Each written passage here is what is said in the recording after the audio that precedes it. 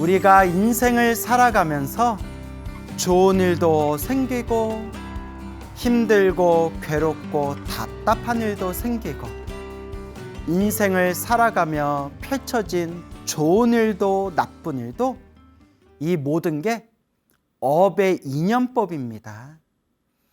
중생이 수없는 과거 전생부터 알고 지었건 모르고 지었건 몸과 말과 생각으로 지은 그 수많은 업들, 착한 업을 선업이라 하고 나쁜 업을 악업이라 하고 선업과 악업이 거미줄과 같이 촘촘하게 서로 엮이면서 인과법, 내가 지은 원인 따라 내가 그 결과를 받게 되는 것입니다. 그래서 부처님께서도 팔만대장경에서 항상 좋은 업을 지어라. 반드시 그 좋은 업의 결과를 얻게 되리라. 나쁜 업을 짓지 말아라. 반드시 그 나쁜 업의 불행을 언젠가는 반드시 받게 되리라. 그래서 불교는 이번 생만 보지를 않습니다. 스님, 왜 누구는 착하게 살았는데 죽을 때까지 힘들게 살다 죽고, 왜 누구는 못되게 살았는데 죽을 때까지 온갖 쾌락과 즐거움을 누리다 죽습니까? 이게 인과 업보가 있는 겁니까? 라고 말씀하시는 분들이 있는데, 그러니까 여러분 자기 생각으로만 따지지 말고 팔만대장경을 한번 깊이 보시기 바랍니다. 팔만대장경에 이 부처님께서 업보의 인연에 대해서 수없이 자세히 팔만대장경에서 부처님이 업보의 인연법에 대해 자세히 자상하게 다 법을 설해 놓으셨습니다. 이번 생에 안 받으면 다음 생에라도 받고 다음 생, 다다음 생에라도 언젠가라도 선업은 선업대로 악업은 악업대로 자기가 그 업을 받게 된다라고 부처님이 말씀하셨습니다. 그래서 우리가 염불하고 기도하고 복을 짓고 수행해야 하는 겁니다. 염불하고 기도하고 복을 짓고 수행을 하면 업장은 점점 소멸하고 공덕은 점점 늘어나게 됩니다. 우리가 열심히 염불하고 간절하게 기도하고 부처님 법을 잘 닦았는데도 나쁜 일이 생길 때가 있습니다. 단 그나마 수행했기 때문에, 그나마 부처님 법을 닦았기 때문에 크게 받을 걸 작게 받는구나, 크게 받을 업보를 작게 받는 거구나, 크게 받을 업보를 작게 받고 길게 받을 업보를 짧게 받는 거구나 라는 이 인과법의 법칙을, 이 업의 인과의 인연의 법칙을 잘 이해를 해야 하는 것입니다. 그러니까 여러분, 힘들고 괴롭고 답답할 때일수록 더 간절히 기도하시기 바랍니다. 활활 불타는 집과 같은 이 사바세계 중생세계에서 내가 믿고 의지할 분은 오직 부처님과 부처님의 가르침일 뿐이구나 라는 것을 마음에 명심하고 마음에 되새기시기 바랍니다. 지금으로부터 약 20여 년 전에 세상을 떠나신 큰 스님, 어른 스님 중에 그 범어사에 주석하고 계셨던 양익 스님이라는 어른 스님이 계셨습니다. 20여 년 전에 이제 입적을 하신 어른 스님이신데요. 그 범어사에 주석하고 계셨던, 범어사의 암자에 주석하고 계셨던 이 양익 스님께서 어느 날 점점 이제 시력이 점점 나빠지더니 하루아침에 실명 위기에 처했다고 합니다. 이 또한 무슨 업의 인연인지 갑작스럽게 실명 위기를 맞이했다고 합니다. 그때 백방으로 노력했지만 시력이 회복할 기미가 없이 거의 실명 직전에 이르게 되었을 때, 믿을 것은 부처님밖에 없구나, 관세음보살밖에 없구나.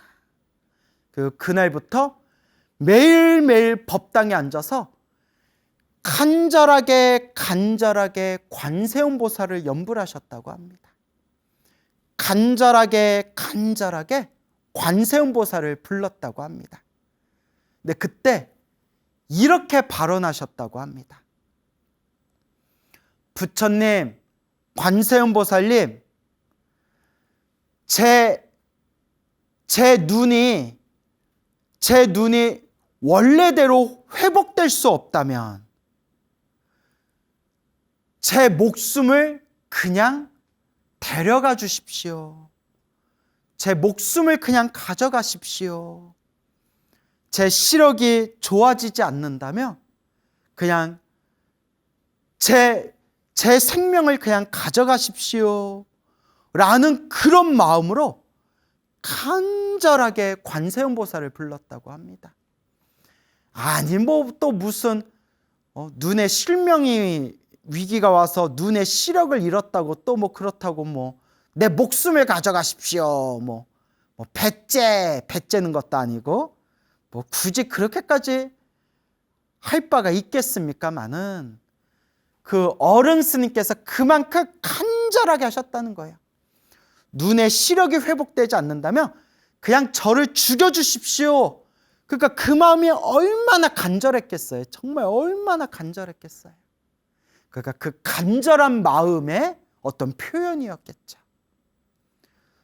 그렇게 몇 날 며칠 동안에 간절하게 관세음보살을 염불하는데 어느 날이었대요.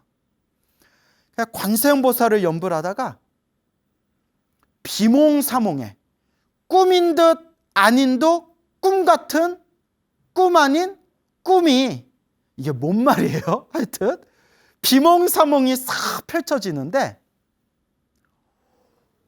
환한 연등이 법당에 꽉 차 있더래요. 환한 연등이 법당에 꽉 차 있는데 그 속에서 관세음보살님이 다 나타나셨대요. 관세음보살님이 나타나셨는데 손에 불덩어리를 쥐고 계시대요. 불덩어리. 불이 상징하는 게 환한 빛이잖아요. 관세음보살님이 그 들고 있는 불덩어리를 스님의 눈에다가 딱 갖다 대더래요. 스님의 눈에다가 딱 갖다 대는 순간 하고 비몽사몽에서 딱 깼는데 눈이 시원하더래요. 희한하다. 이게 무슨 도리인고. 희한하다.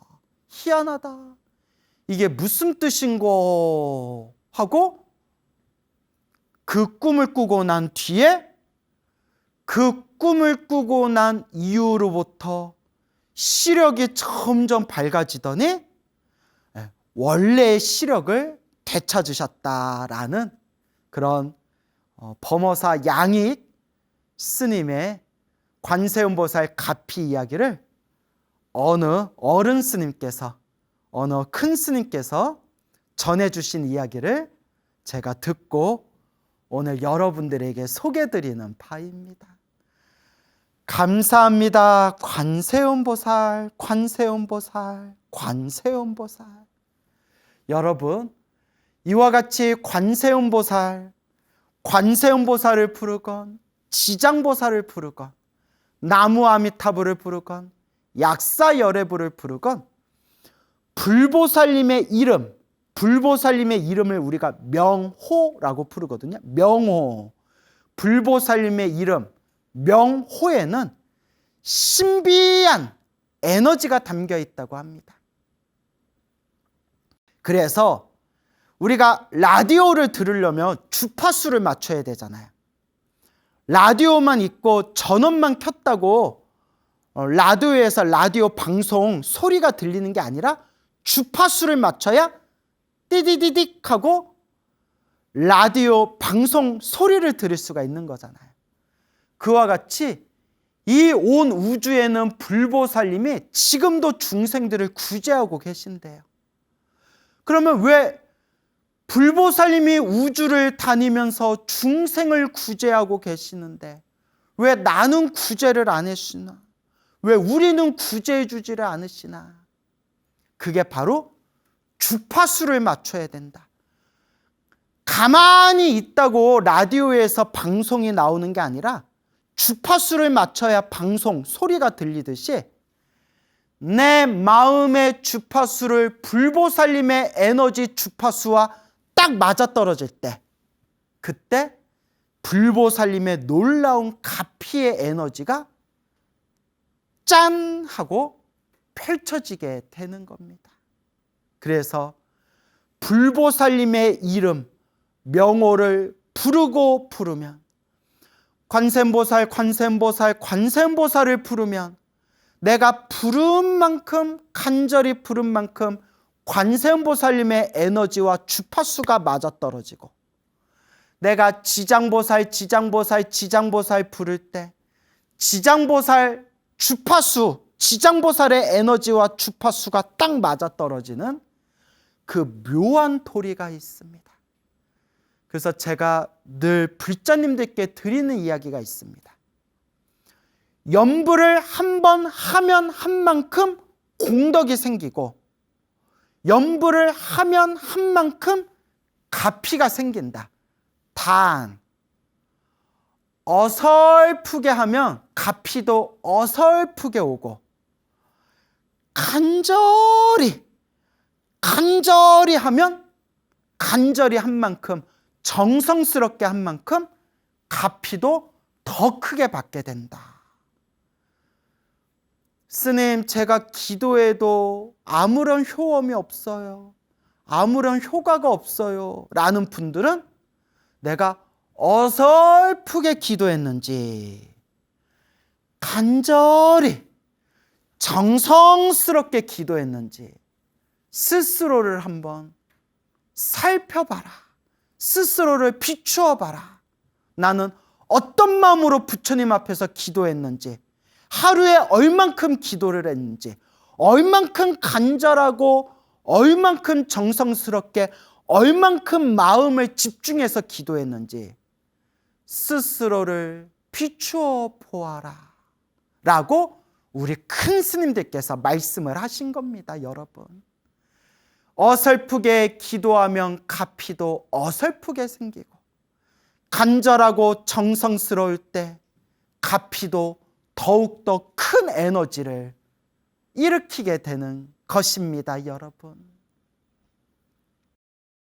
제가 친분이 있는 어느 비구니 스님께 직접 전해들은 이야기입니다. 어느 비구니 스님이 계셨는데, 저랑 친분이 있는 비구니 스님하고 친한 그런 비구니 스님의 이야기인데요. 그 비구니 스님께서 40대 젊은 나이에, 요새 40대면 엄청 젊잖아요.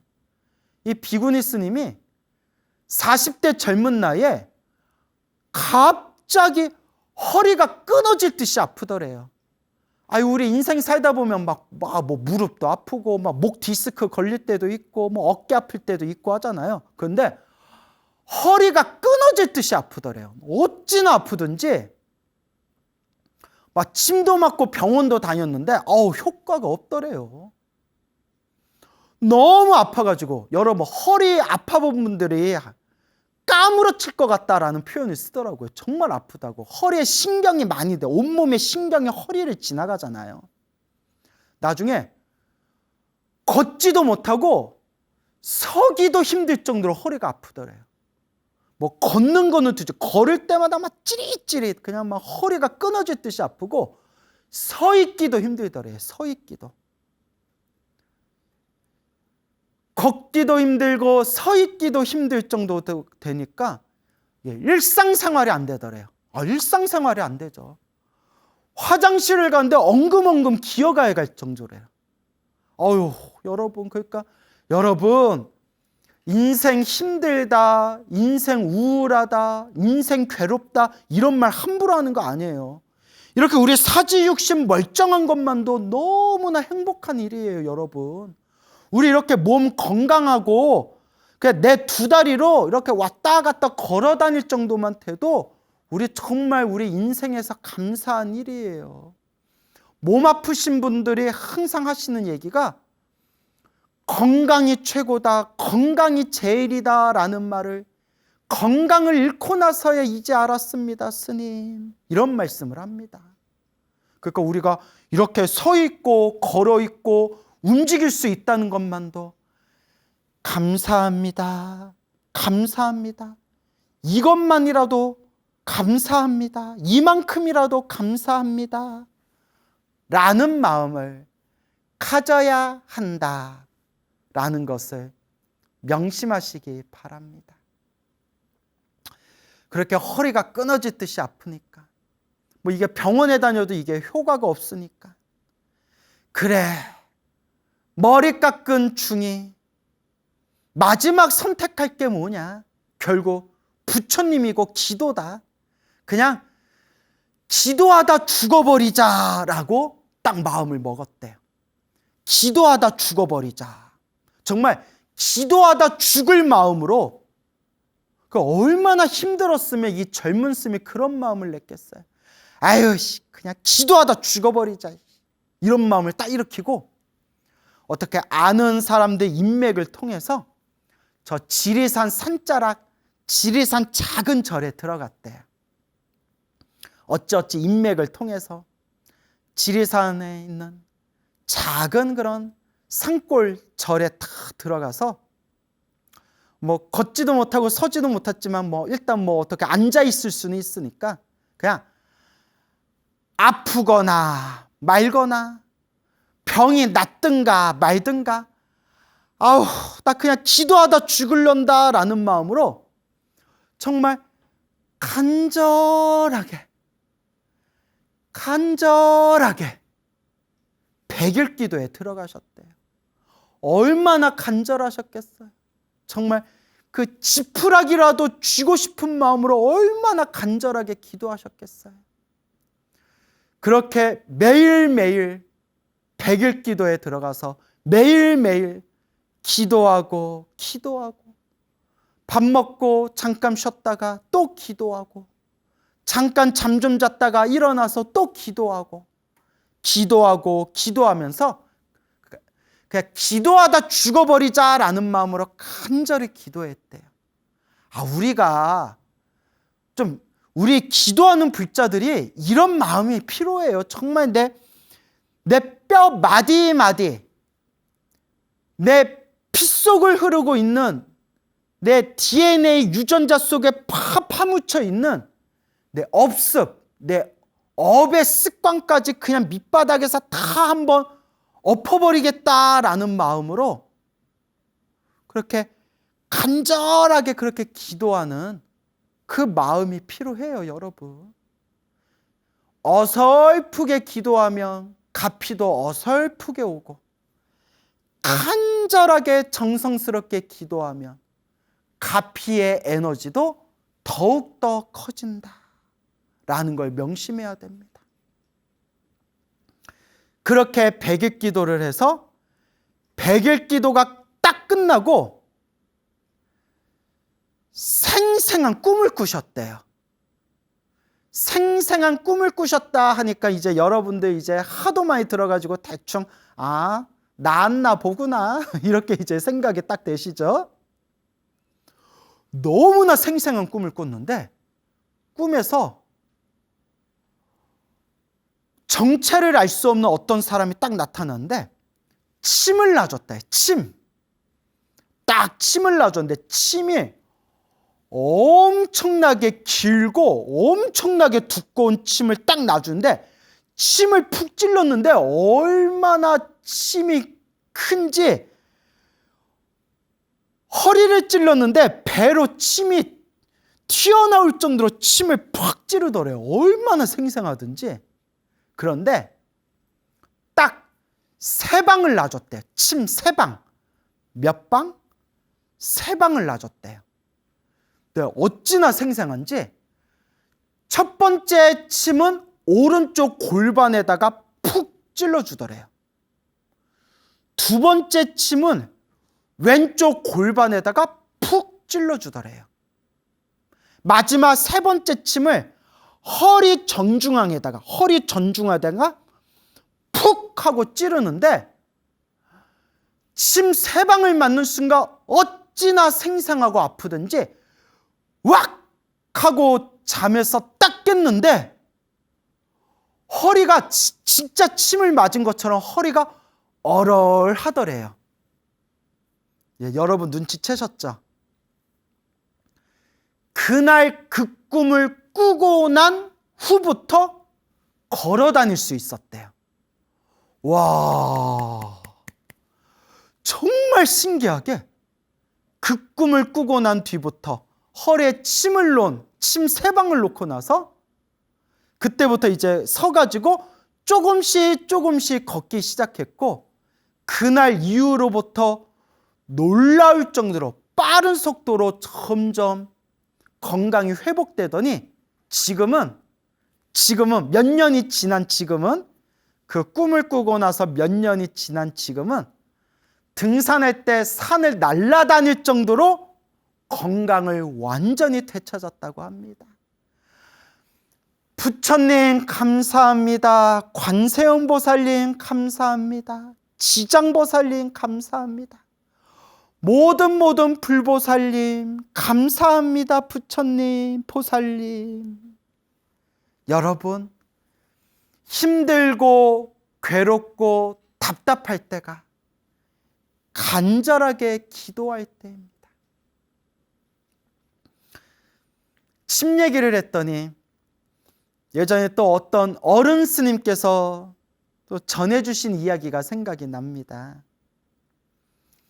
어느 노보살님이 계셨는데요.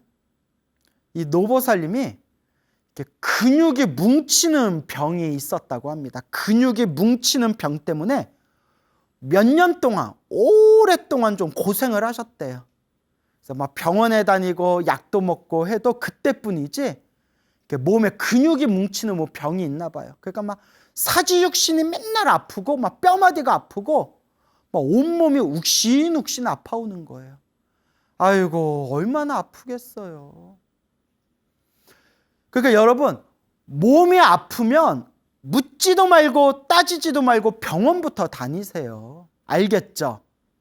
몸이 아프면 묻지도 말고 따지지도 말고 병원부터 다니고 우리 현대 의료기술이 얼마나 좋아요.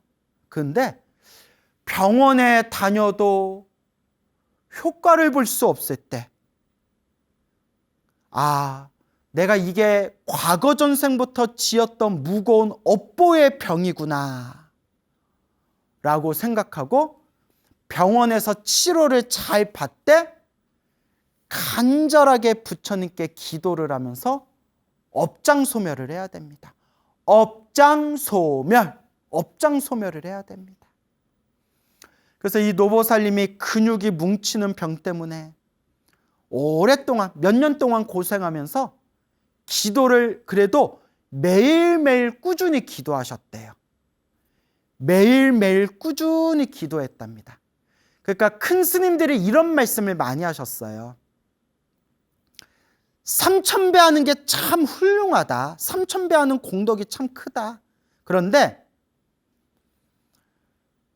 몇 달에 한 번 3000배 몰아서 하는 것보다 매일매일 108배 하는 게 더 훌륭하다. 이런 말씀을 많이 하셨어요. 그러니까 3000배 하는 것도 아주 훌륭하지만 한 번에 몰아서 3000배 하는 것보다 매일매일 꾸준하게 108배 하는 게 더 훌륭하다. 그러니까 꾸준하게 매일매일 수행하고 기도하는 그런 마음 챙김을 해야 된다. 수행하는 습관이 돼야 된다. 아마 이런 말씀이겠죠. 그래서 요 노보살님도 매일매일 기도하는 습관이 있으셨대요. 그렇게 매일매일 기도했대요. 그렇게 몇 년 동안 꾸준히 기도하다가 요 노보살님이 어느 날 생생한 꿈을 꿨대요. 생생한 꿈을 꿨대요. 당신이 이렇게 누워있는데, 이렇게 알몸으로 누워있는데 누가 온몸에다가 침을 놔주는 꿈을 꿨대요. 온몸에다가 침 놔주는 꿈을 꿨대요. 와, 여러분, 매일 기도하시는 그 부처님만 믿고 매일 기도하시는 노보살님이 이런 거 갖고 거짓말 하겠어요? 절대 거짓말 아니죠. 그렇게 온몸에 침을 놔주는 꿈을 꾸고 잠에서 딱 깼는데, 여러분 눈치 다 채셨죠? 그 꿈을 꾸고 난 뒤에 몸이 개운하고 상쾌한 느낌이 들더니 그 꿈을 꾸고 난 이후로부터 몸이 엄청 많이 편해지셨대요. 얼굴의 안색도 좋아지고 몸이 놀라울 정도로 몸의 건강이 좋아지셨다라는 그런 이야기를 건너듣게 되었습니다. 아유, 부처님 감사합니다. 보살님 감사합니다. 불보살님 감사합니다. 늘 우리 중생들을 구제해 주시고 늘 우리 중생들을 자비의 손길로 어루만져 주십시오. 나무 아미타불 관세음보살, 지장보살, 마하살, 얼마나 감사합니까? 몇 달 전이었어요. 예전에 소나무에서도 한번 얘기했던 것 같은데, 예전에 부산에 법문을 갔는데, 부산의 어느 작은 절에 법문을 갔는데, 그때 어느 젊은 불자님이, 젊은 보살님이 스님, 저 스님 완전 찐팬이에요. 광팬이에요. 저희 어머니도 스님 완전 찐팬이에요. 맨날 스님 법문만 듣고 살아요. 스님 막 이러면서, 그런 이제 어느 보살님을 만났는데 이렇게 얘기하시는 거예요. 스님, 저희는요, 저희 집은 스님 소나무에서 했던 가피 이야기 100% 믿습니다. 무조건 믿습니다. 저희가 체험했기 때문입니다. 뭘 체험하셨는데요? 어떤 가피를 받으셨는데요? 저희 어머니가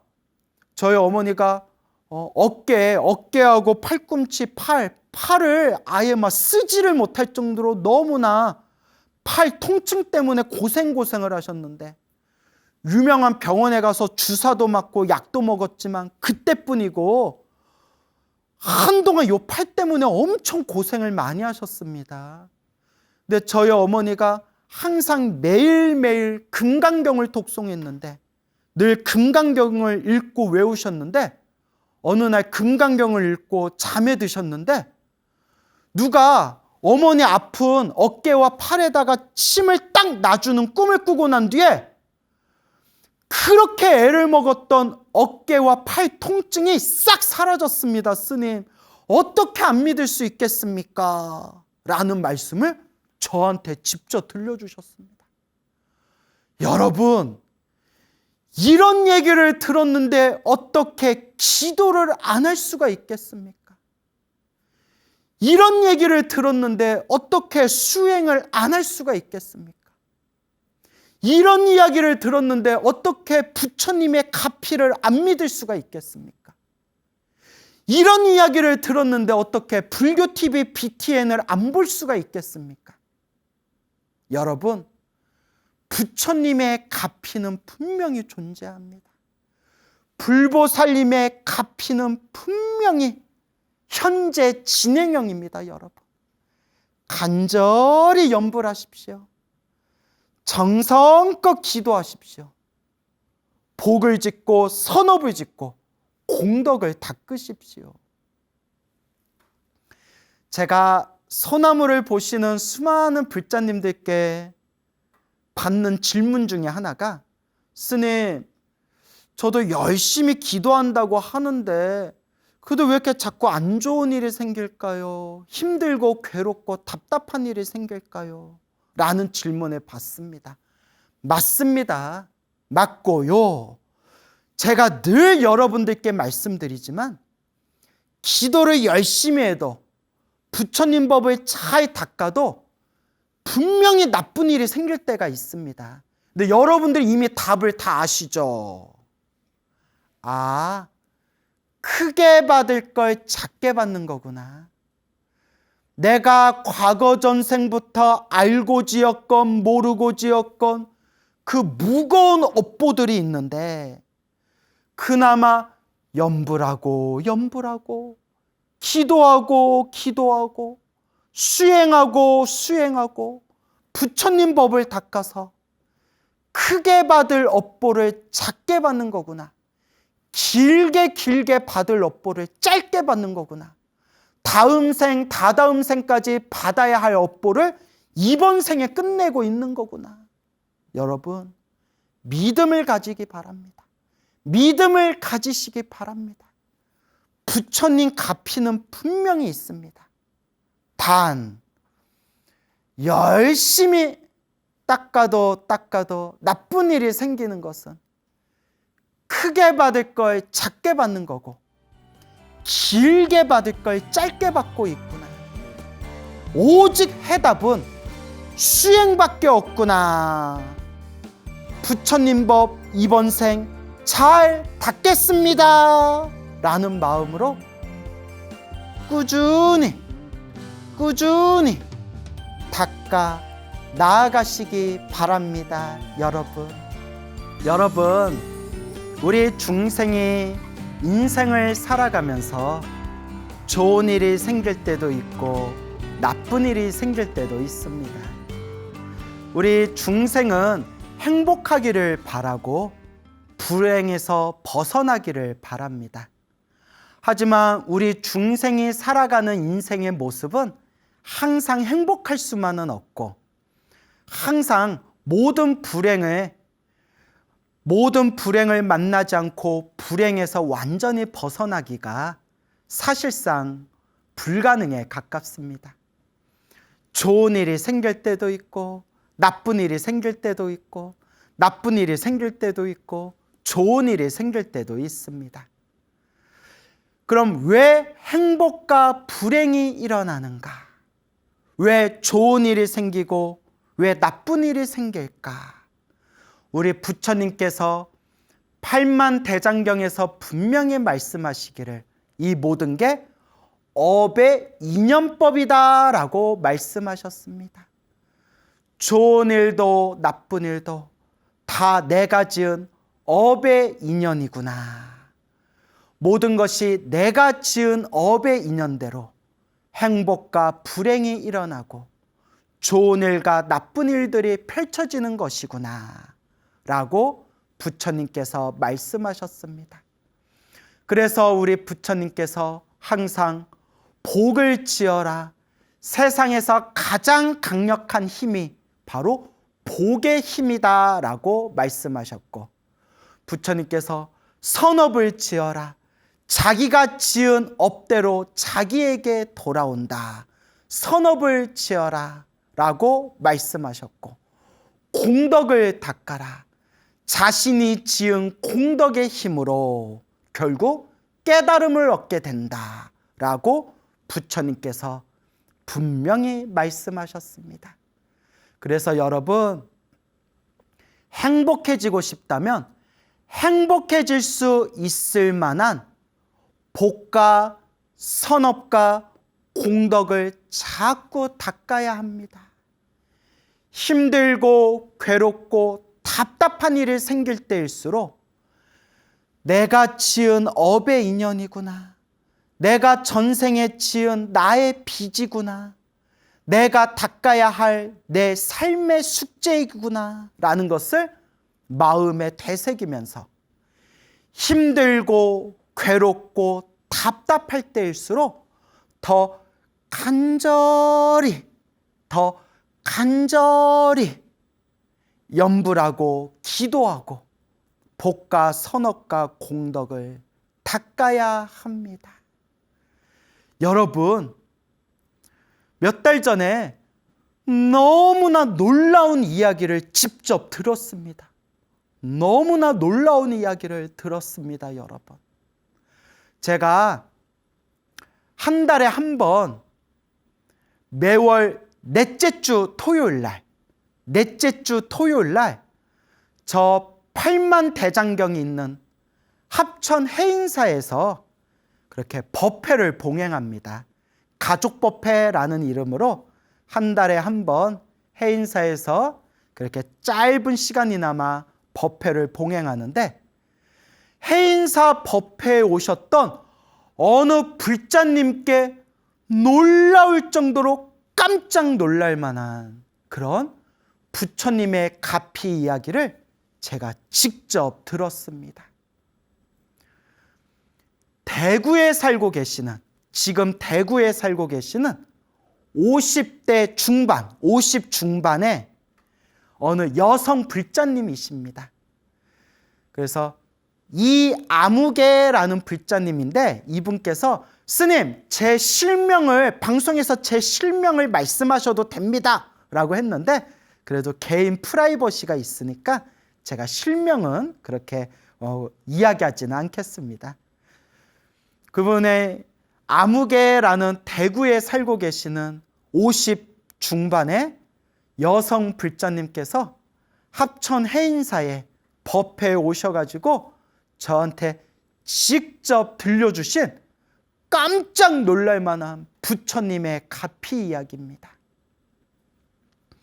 이 불자님이 몇 년 전부터 해인사를 다니면서 주말마다 대구에서 이제 해인사로 주말마다 해인사에 와서 그렇게 기도를 올렸다고 합니다. 그래서 지난 2, 3년 동안 거의 안 빠지고, 특별한 일이 아니면 거의 빠지지 않고 매주 주말에 해인사에 와서 법당에서 300배, 400배, 500배씩 부처님께 절을 올렸다고 합니다. 매주 해인사에 와서 2, 3년 동안 부처님께 절을 올렸는데, 어느 날이었답니다. 어느 날 갑자기 정신을 잃고 쓰러지셨대요. 이 불자님이 정신을 잃고 딱 쓰러졌는데, 깨어보니까 이제 응급실에 누워있는 거예요. 중환자실에 딱 누워있는 거예요. 이제 나중에 알고 봤더니 갑자기 뇌출혈로 쓰러져가지고 급하게 응급실로 이제 실려가서 이제 깨어나게 된 겁니다. 근데 이 보살님께서, 불자님께서 하신 말씀이, 아버지도, 친아버지도 50대에 뇌출혈로 쓰러지셔서 갑자기 세상을 떠나셨대요. 그 집안에 그런 좀 유전이 있었나 봐요. 아버지도 50대 갑자기 뇌출혈로 쓰러지셔서 세상을 떠나셨는데, 자기도 갑자기 정신을 잃어서 깨어보니까 중환자실에 누워 있었는데 그 뇌출혈로 이제 쓰러졌던 겁니다.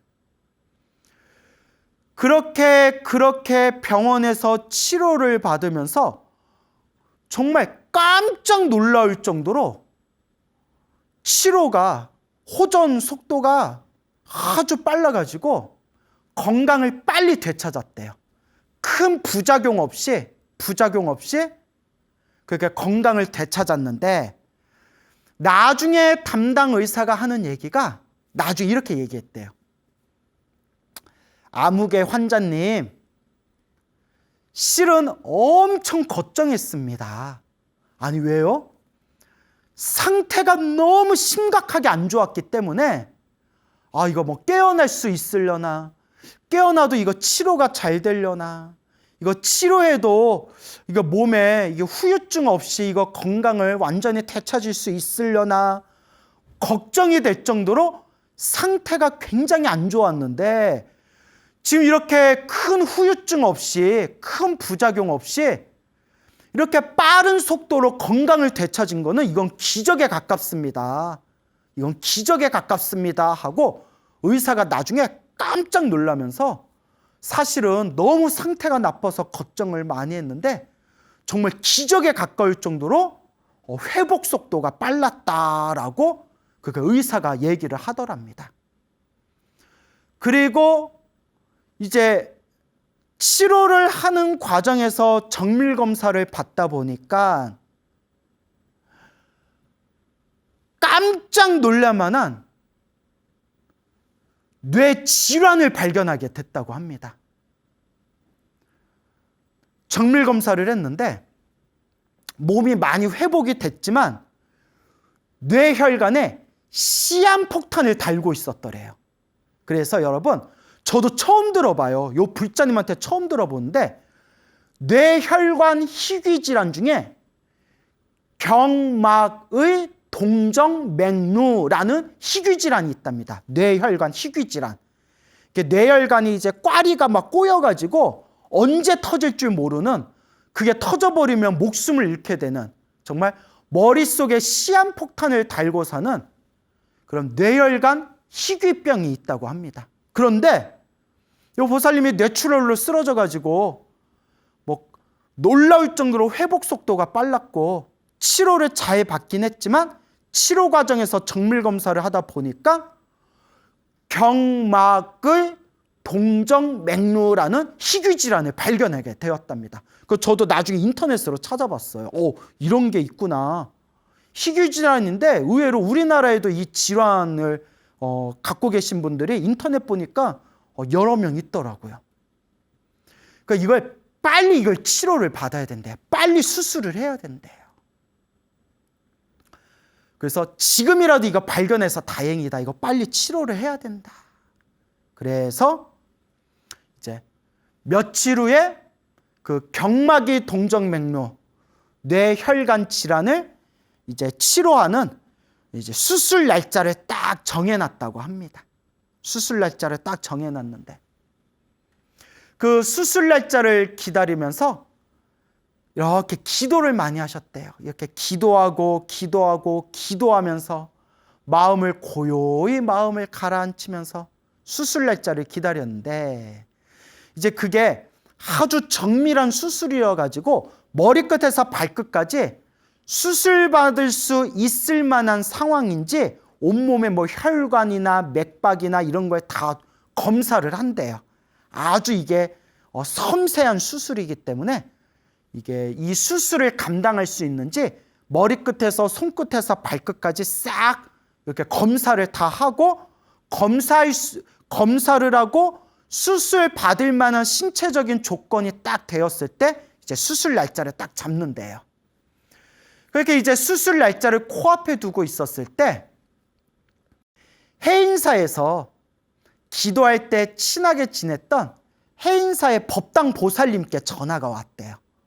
법당을 담당하는 보살님께 연락이 와서 뭐 이제 소식 들었다 뭐 이러면서 이제 이런저런 얘기를 나눴겠죠. 그러니까 이제 법당 보살님이 이렇게 얘기했대요. 그러지 말고 해인사에 법당에 그 부처님 앞에 떡공양 좀 올리자. 부처님께 이렇게 법당의 각단에 떡공양 올리고 부처님께 좀 복을 짓자. 불단에 공덕을 좀 닦자. 그렇게 이제 법당 보살님이 이렇게 권유를 했대요. 그 보살님이 아우 좋습니다. 예, 저도 그러면 마음이 참 편할 것 같아요. 좋습니다. 해가지고 이제 법당 보살님하고 이야기를 잘 나눠서 수술 들어가는 병원에 입원하는 그 전날에 병원 입원하는 전날에 해인사에 가서 해인사 법당에 떡공양 다 올리고 해인사에 있는 각 법당회를 이렇게 한 바퀴 돌면서 부처님께 정성스럽게 이렇게 기도를 올렸대요. 부처님, 저 치료 잘 받게 해주세요. 부처님 하고 떡공양도 올리고 해인사의 법당을 한 바퀴 다 돌면서 그렇게 부처님께 기도도 정성스럽게 올리고 그 다음날 딱 병원에 입원을 했대요.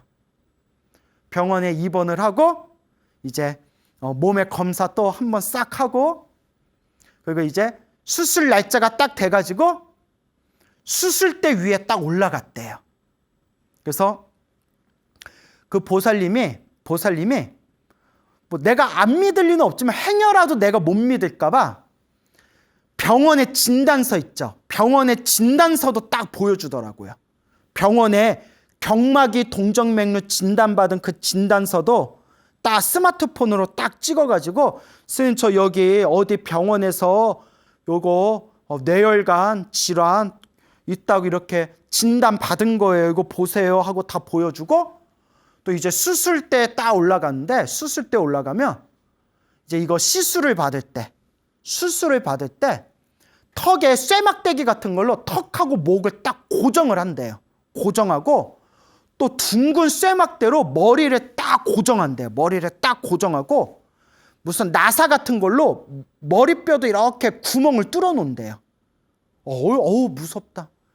턱하고 목 딱 이렇게 쇠막대기로 고정하고 여기 둥근 쇠막대로 딱 이렇게 고정하고 여기 머리뼈도 구멍 나사로 이렇게 뚫고 그걸 딱 이제 마취 들어가기 직전에 수술대에 이제 올라가서 마취 들어가기 직전에 기념사진을 딱 찍었대요. 기념사진을.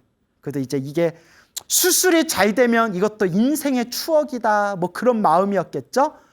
그 목하고 턱에다가 쇠막대기 딱 고정하고 머리에다가 둥근 그 쇠막대기 딱 고정하고 요게 뭐 이렇게 뭐 나사 같은 거 이렇게 조여놓고 그걸 딱 이렇게 찍은 거 그 사진도 저한테 보여주시더라고요. 스님 제 말 하나도 거짓말이 아니에요. 보세요. 예, 아유 힘드셨겠다. 아유 보살님 말 믿죠. 보살님이 뭐 부처님 이름 걸고 저한테 거짓말 하시겠어요? 예, 보세요. 제가 수술 마취 들어가기 전에 이렇게 다 기념으로 사진 찍어 놓은 거예요 하고 진단서하고 사진도 다 보여주시더라고요. 그리고 이제 머리를 완전히 뚫어서 이제 수술 도구 이제 집어넣고 수술에 들어가기 직전에 그러니까 이제 머리 뚫기 직전에 의사가 수술 멈춰라고 했대요. 수술 취소, 수술 멈춰 이랬대요. 수술대 위까지 다 올라갔는데 다 올라가서 이제 머리뼈 이제 머리 뭐 이렇게 구멍 뚫고 절개하고 막 수술하고 뇌수술, 뇌혈관 수술 들어가기 그 바로 직전에 수술대 위에서 멈춰 이랬대요. 멈춰, 수술 멈춰. 그 수술을 멈췄대요. 중단했대요. 수술 받으려고 머리끝에서 발끝까지 정밀검사 다 받고 수술대 위에까지 올라가서 머리하고 턱에다가 쇠막대기로 다 고정까지 했는데 의사가 수술 집도하기 직전에 멈추라고 수술 취소. 그리고 회복실에서 정신을 차렸대요. 근데 이제 수술을 안 했잖아요. 그러니까 이제 담당 간호사가 저 의사 선생님께 여쭤보라고. 그래서 이제 담당 의사를 만났대요. 소름 끼쳐. 말하면서도 소름 끼쳐요. 소름 끼쳐. 의사를 딱 만났는데 의사 이제 앉으라고 하고 뭐 사진 같은 거 이렇게 보여주겠죠? 딱 첫 마디가 담당 의사의 첫 마디가 이유는 묻지 마세요. 왜 그런지 원인은 묻지 마세요. 나도 모릅니다. 이유는 묻지 마세요 하고 딱 첫 마디를 하더래요. 이유는 묻지 마세요. 왜 수술 안 했는지 이유는 묻지 마세요. 그러니까 그 유명한 노래 가사 있잖아요, 여러분. 이름은 묻지 마세요. 그거 있잖아요. 죄송합니다. 이유는 묻지 마세요. 그러면서 딱 하는 얘기가 수술하기 직전에 경막이 동정맥류 뇌혈관 질환이 싹 사라졌대요. 흔적도 없이 사라졌대요. 그걸 수술해야 되는데 그 꽈리처럼 꼬여있는 그 뇌혈관 그 질환이 뇌질환이 사라져가지고 수술할 게 없더래요. 그걸 칼대기 전에 기구를 삽입하기 전에 이제 발견을 했나 봐요. 그러니까 야야 수술 멈춰.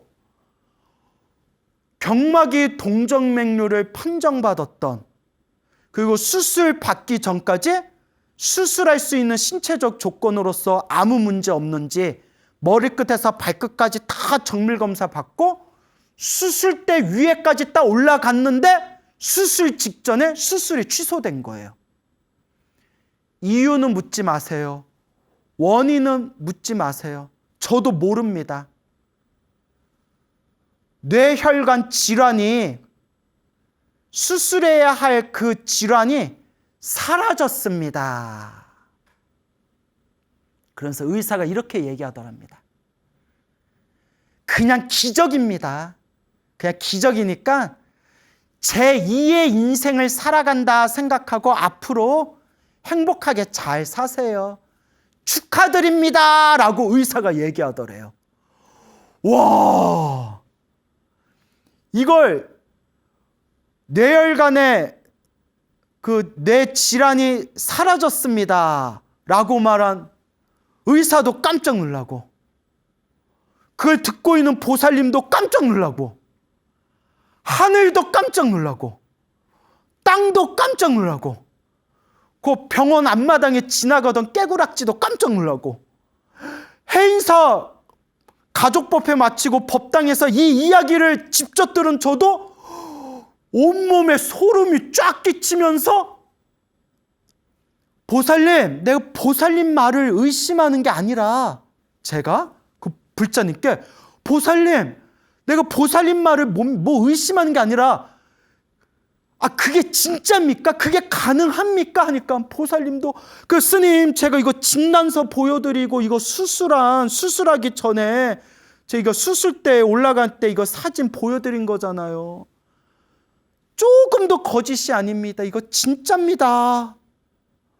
스님 하면서 이 이야기를 하시면서 보살님 눈가에 눈물이 막 그렁그렁 하면서 막 눈물이 막 뚝뚝 떨어지시는데,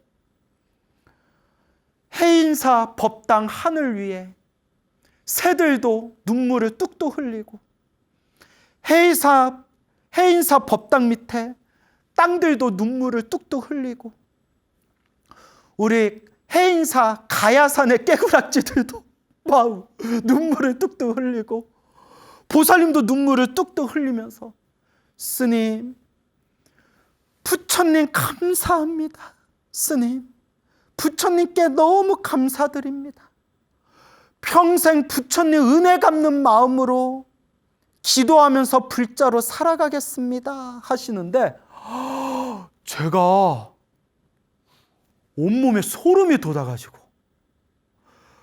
부처님 믿습니다, 감사합니다 라고 저도 깜짝 놀랐던 그런 어느 해인사 법회에 오셨던 대구에 살고 있는 어느 불자님의 가피 이야기가 되겠습니다. 부처님 감사합니다. 부처님 감사합니다. 이 이야기를 제 눈으로 목격하고 이 이야기를 제 귀로 직접 들었는데 제가 어떻게 부처님을 안 믿을 수가 있겠습니까? 제가 이번 생 어떻게 기도를 안 할 수가 있겠습니까? 부처님 감사합니다.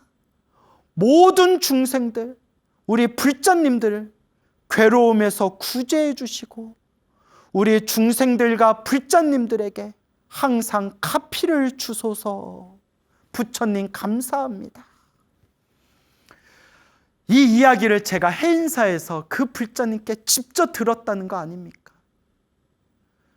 그러면서 그 불자님께서 저한테 이제 마지막으로 전해주신 이야기가, 근데 스님, 제가 해인사에 매주 와가지고 법당에서 부처님께 몇백 배씩, 뭐 300배, 400배, 500배씩 매주 절을 올렸고, 시간 날 때마다 틈틈이 금강경 독송을 하고 금강경 사경을 자주 했습니다 라고 말씀을 저한테 전해주셨습니다. 금강경 독송하고 금강경 사경을 자주 하셨다. 아이고, 또 오늘 이 이야기 들으신 분들 오늘부터 또 금강경 기도하신다고 또 난리 치시겠네 아주. 관세음보살을 부르고 지장보살을 부르건, 금강경 기도를 하건, 법화경 기도를 하건, 천수경 기도를 하건, 능엄주 기도를 하건, 지장경 기도를 하건, 부처님을 향한 기도는 결국 하나로 통합니다. 부처님을 향한 기도는 어떤 기도의 방법이든 부처님을 향한 간절하고 정성스러운 기도는 결국 하나로 통합니다. 그러니까 어떤 기도를 하든 부처님을 믿고 부처님을 의지하는 마음으로 간절하게 정성스럽게 닦고 닦아 나아가시기 바랍니다. 이 이야기를 직접 전해주신 우리 소나무의 찐팬이라는 대구에 살고 계시는 이 아무개 불자님, 항상 건강하시고 부처님 가피 충만하시기를 바라옵니다. 나무 아미타불, 나무 관세음보살, 나무 금강반야 바라밀경이라. 자, 여러분, 우리가 이와 같이 부처님의 가르침을 닦으면서 반드시 명심하시기 바랍니다. 부처님의 가피는 분명히 있다. 기도의 가피는 분명히 있다. 불보살님의 영험은 반드시 있다. 그런데 여러분, 기도를 많이 해도 나쁜 일이 생길 때가 있어요. 수행을 열심히 했는데도 나쁜 일이 생길 때가 있어요. 부처님 가르침을 잘 닦아도 나쁜 일이 생길 때가 있어요.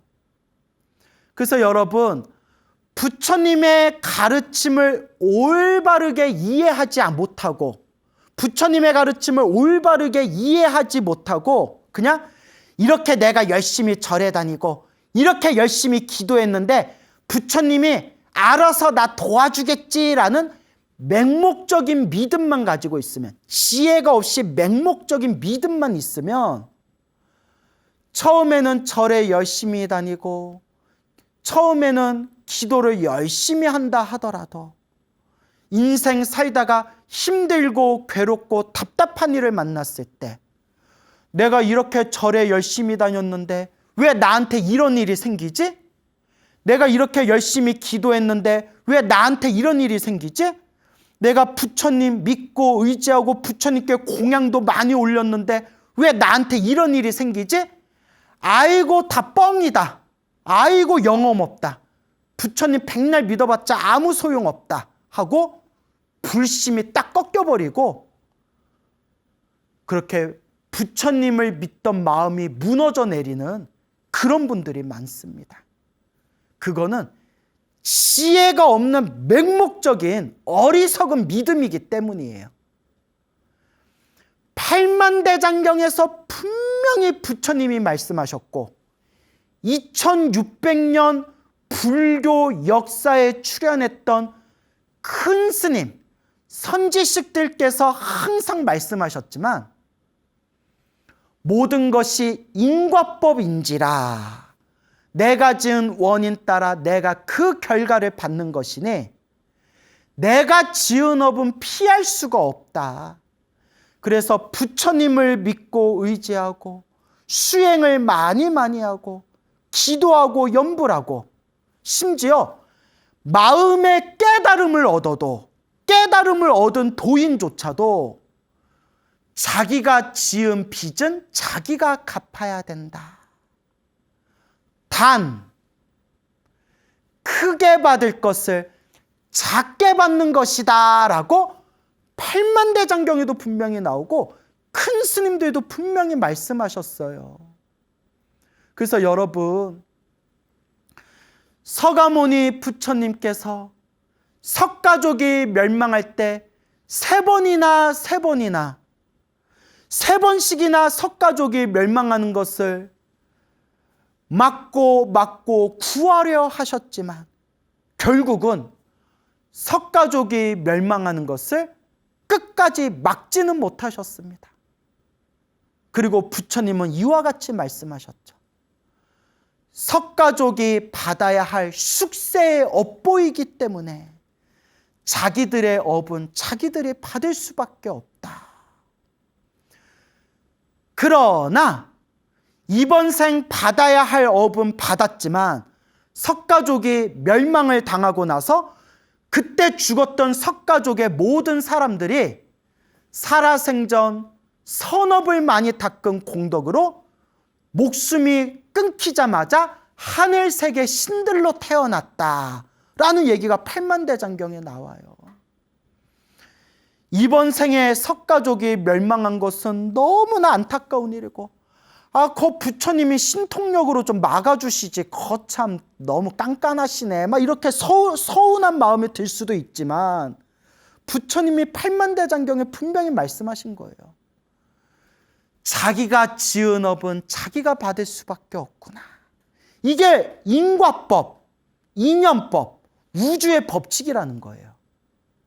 단 우리 중생들 눈에는 석가족이 멸망한 것만 보이지만 부처님 눈으로는 그 자리에서 죽었던 석가족들이 죽은 뒤에 바로 하늘세계 신들로 태어나 헤아릴 수 없는 즐거움을 누리면서 지금 살고 있다. 부처님 눈에는 그것까지 다 보이는 거예요. 부처님의 수제자였던 신통제 마하목건련 목련 존자께서도 신통제일 부처님 다음으로 이 우주에서 신통력이 가장 뛰어나신 분이었지만 500명의 도적대의 무리들에게 맞아서 돌아가셨잖아요. 그때도 부처님께서 이것도 목건련이 지었던 수없는 과거 전생의 업보였기 때문이니라.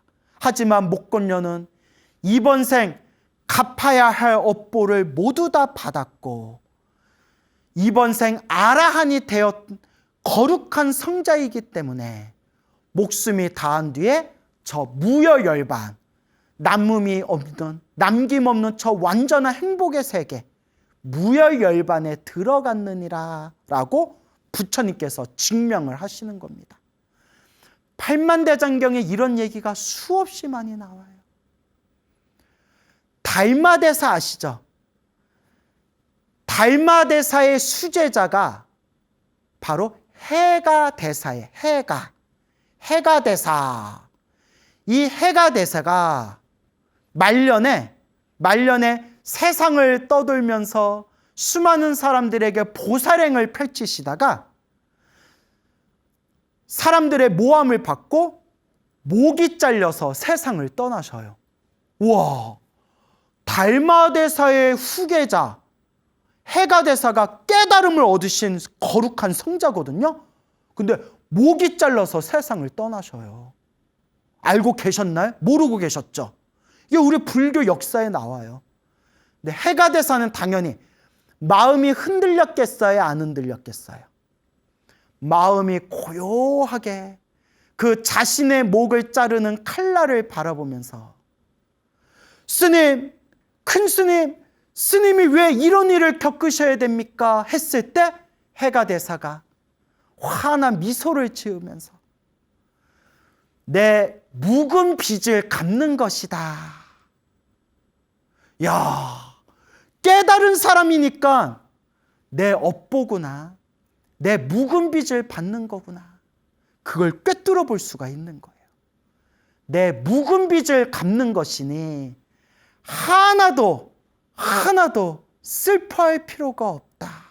그렇게 미소를 지으면서 아이고 이번 생 내가 옛날에 지었던 빚을 이제 갚는 거다 하고 속 시원하게 이번 생 숙제를 마치고 그렇게 세상을 떠난 거룩한 성자가 바로 해가대사입니다. 이런 이야기가 수도 없이 많아요. 기도를 많이 하고 염불을 많이 하고 심지어 참선을 해서 깨달음을 얻으셨는데도 이렇게 우리 중생 눈으로 보면 이해되어지지 않는 힘들고 괴롭고 어려운 고난을 만나신 큰 스님들이 계십니다.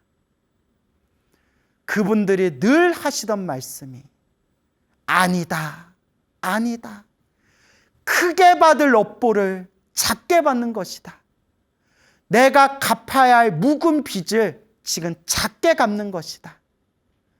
내가 3번을 갚거나 5번을 갚거나 10번을 갚아야 할 큰 숙제를 이번 한 생에 한 방에 갚는 것이다. 그러니 수행을 하는 수행자는, 부처님 법을 닦는 진정한 불자는 힘들고 괴롭고 답답한 일이 생긴다고 해서 서러워하거나 노여워하거나 슬퍼하거나 흔들릴 필요가 없다. 아, 내가 크게 받을 걸 작게 받고 있구나. 내가 부처님 법을 닦아서 크게 받을 업보를 업장소멸하고 있구나 라고 진정한 불자라면 마음에 되새기고 되새기고 되새겨야 합니다. 여러분, 정말 부처님 가피는 있어요. 10년 동안 소나무를 진행하면서 정말 책에서 봤으면 믿지 못할 이 수많은 불자님들의 신비한 체험과 이 가피 이야기를 10년 동안 얼마나 많이 제가 이 불교TV BTN 소나무를 통해 전했습니까? 부처님 가피는 분명히 있습니다. 스님, 부처님 가피가 있는데 부처님 가피를 믿고 지도하고 수행하는데 근데 저는 왜 이렇게 아직도 힘들고 괴로운 일이 생길까요? 여러분, 이제 정답을 아시겠죠? 내가 크게 받을 업보를 작게 받는 거다. 크게 받을 빚을 작게 갖고 있는 것이다. 나는 흔들리지 않겠다. 나는 멈추지 않겠다. 내가 부처님 법을 잘 닦는데도 힘들고 괴로운 일이 생긴다면 내 업장이 소멸하고 있는 과정이다. 나는 흔들리지 않고 뚜벅뚜벅 꾸준히 정진하겠다 라고 진정한 불자라면 마음에 되새기시길 바랍니다. 부처님 가피는 분명히 있습니다. 여러분 행복해지고 싶습니까? 행복한 삶을 창조하고 싶습니까? 복을 지으십시오. 선업을 쌓으십시오. 공덕을 닦으십시오. 복과 선업과 공덕의 힘이 여러분들을 진정한 행복의 길로 이끌어 줄 것입니다. 여러분 성불하세요.